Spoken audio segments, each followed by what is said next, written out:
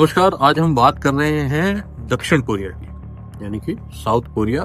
और जब हम कोरिया का नाम लेते हैं तो हमारे जहन में एक तस्वीर बनती है किम जोंग उन की, यानी कि दुनिया का सबसे बड़ा तानाशाह। लेकिन आज की जो हमारी बात है, तानाशाह साहब तो रहते हैं नॉर्थ कोरिया में। आज हम बात कर रहे हैं साउथ कोरिया की, यानी दक्षिण कोरिया की। एक मोस्ट वाइब्रेंट डेमोक्रेसी है दक्षिण कोरिया में, और बहुत ही वो एक पूंजीवादी मॉडल के साथ अपने देश को आगे बढ़ाते हैं। दक्षिण कोरिया के राष्ट्रपति, जिनका नाम है यून सुक योल, उनको गिरफ्तार कर लिया गया है। अब बड़ी मजेदार बात है, खासतौर पे हमारे भारतीय दर्शकों को समझने के लिए, कि एक प्रेसिडेंट जो कुर्सी पे बैठा है, आखिर उसको जाके पुलिस कैसे गिरफ्तार करती है। 3000 से ज्यादा पुलिस वाले उनके पैलेस में, क्योंकि राष्ट्रपति वहां एक पैलेस में रहते हैं, उस पैलेस में एंट्री करते हैं और उसके बाद उनको अरेस्ट कर लिया जाता है। दरअसल ये कहानी थोड़ी सी बड़ी दिलचस्प है, जिसको हम लोगों को समझना पड़ेगा। इस कहानी में कई सारे ऐसे किरदार हैं जिसको समझने के लिए हमको थोड़ी सी कोरियन पॉलिटिक्स को जानना पड़ेगा। पहले मैं आपको बता दूं कि ये जो कोरिया है, ये हमारे यहाँ से लगभग, यानी दिल्ली से अगर हम बाय एयर देखें तो लगभग 4500-5000 किलोमीटर के आसपास इसकी दूरी है। और ये एशिया की चौथी सबसे बड़ी अर्थव्यवस्था है और दुनिया की 13वीं सबसे बड़ी अर्थव्यवस्था है। और जैसा कि आप जानते हैं कि इसमें जो एक कोरिया के दो हिस्से हैं, एक नॉर्थ कोरिया, एक साउथ कोरिया। नॉर्थ कोरिया की ज्यादा खबरें दुनिया के सामने नहीं आती हैं। नॉर्थ कोरिया से एक ही फेस सामने आता है, वो है किम जोंग यून का।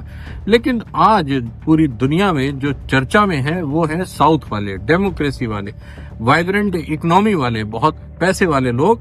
और ये इस बात को लेकर चर्चा में है क्योंकि उनके राष्ट्रपति ने अभी हाल ही में दिसंबर में 3 और 4 दिसंबर की रात को अपने देश में मार्शल लॉ लगाने की कोशिश की। आपको बता दें कि मार्शल लॉ एक ऐसा कानून होता है जिसमें एक एरिया विशेष या पूरे देश में सेना का शासन हो जाता है। उन्होंने मार्शल लॉ लगाने की कोशिश की, लेकिन कोरियन जनता को जैसे ही ये पता चला कि राष्ट्रपति ने मार्शल लॉ लगाया है, हजारों लाखों की संख्या में कोरियन सियोल मतलब उनकी राजधानी, उसकी सड़कों पर उतर आए। सारे पॉलिटिशियन इकट्ठा हो गए और रात में इतना दबाव पड़ा प्रेसिडेंट पर कि उनको अपना आदेश वापस लेना पड़ा। इसके बाद उनके ऊपर एक राजद्रोह का मुकदमा दर्ज हुआ और उस पर जांच शुरू हुई। वहां की जो भ्रष्टाचार निरोधक एजेंसी है वो उसमें जांच कर रही है। ये जो राष्ट्रपति साहब है, इनकी जो पत्नी है, उनका नाम भी किम है। और ये किम साहिबा जो है, ये उद्योगपति रही है, वहां की उद्यमी है, एंटरप्रेन्योर है।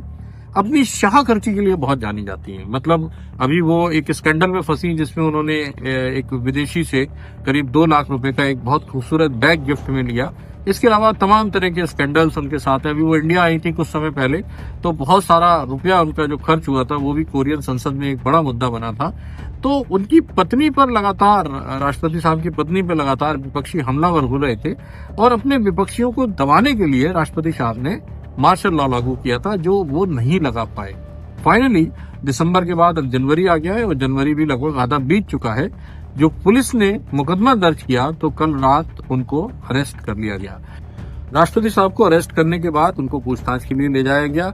राष्ट्रपति का कहना है कि मार्शल लॉ कोई गैर कानूनी चीज नहीं है, कानून ने उनको अधिकार दिया है मार्शल लॉ लगाने का भी और हटाने का भी। बहरहाल ये तो विवाद जो है वो कोरिया की जो अदालतें हैं उसमें तय होगा।